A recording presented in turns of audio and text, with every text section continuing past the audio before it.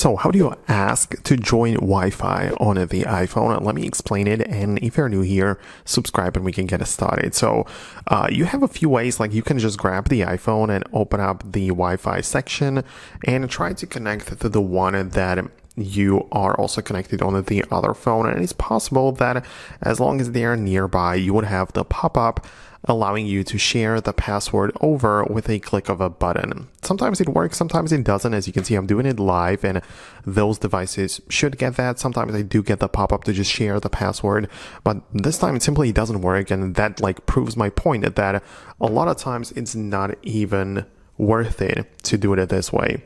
And even a better option would be to instead grab the iPhone, go to the Passwords app, which looks like this, right? You can get inside, scan your face to confirm your identity, and then go to the Wi-Fi codes.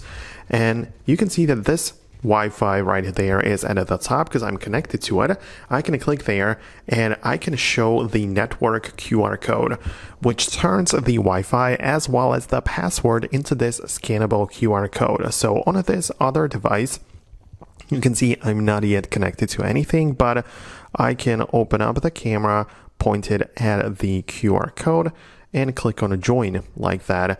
And now I'm going to be connected to the Wi-Fi network without typing in any code, not worrying if any pop-up showed up on my screen, right? And it just works much better if you ask me. So that is, I would say, a lot better way to ask to join the network than waiting for the unreliable pop-up to get it there. So I hope it helps. That's what I wanted to explain. Let me know your thoughts and opinions below, and I'll see you in the future uploads.